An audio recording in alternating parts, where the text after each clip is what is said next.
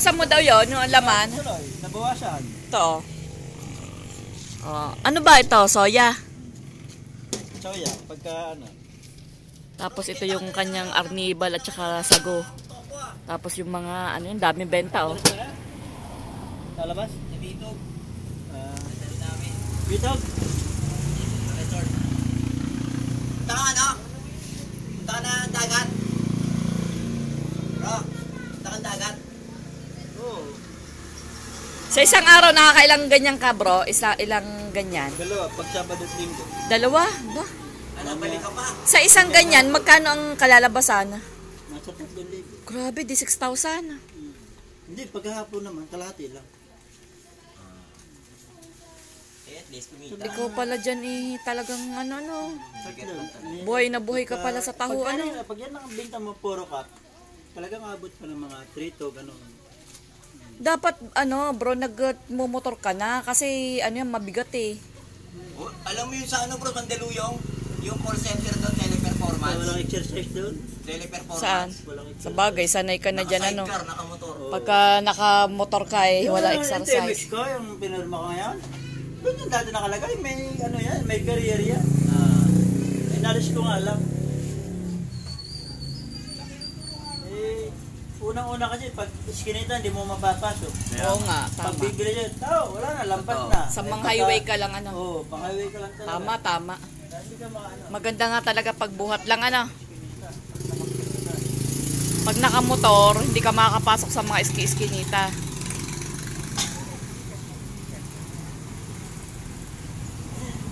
Pero pagka buhat-buhat, Kasi sa Mandaluyong, ano. kahit saan Siya sulok makakapasok sa ano ka. bro, sa call center. Daig mo pa pala dyan ang nangangamuhan. Yung nilalagay sa gano'n, no? Sa gano'n na maliit. Sa gano'n na maliit, nilalagay nila.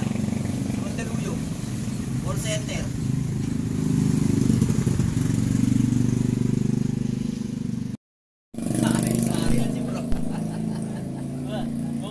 Magkano puhunan mo sa taho? Oh, magkano puhunan mo? Nasa 1,000. Yan, taho business, oh. Kumikitang kabuhayan yan. Bro, diyan ka nakapagpa-aral ng mga, na ilan ang college mo? Ilan ang college mo? Na napagtapos? Ilan ang college mo na napagtapos? Diyan. Ang galing, oh. Ang galing ni brother, oh.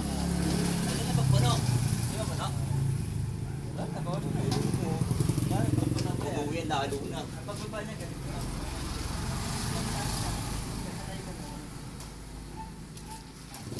Dahil sa taho. Ako ba? Pagkababa ka na yung luko. Yung lang yan. Ilan taon ka na naggaganyan? 26. 26 years. Binata ka pa? Ha? Binata ka pa? Binata pa. Ang pangalan niyan, manager na dahil sa taho. Oo nga. Ang kanyang anak, graduate na.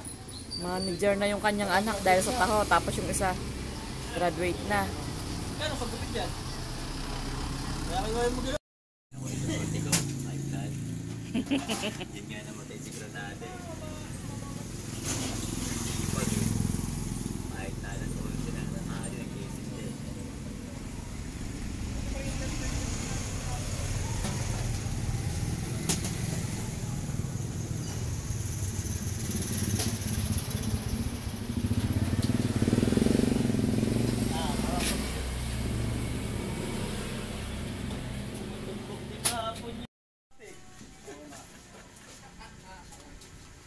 Bye-bye.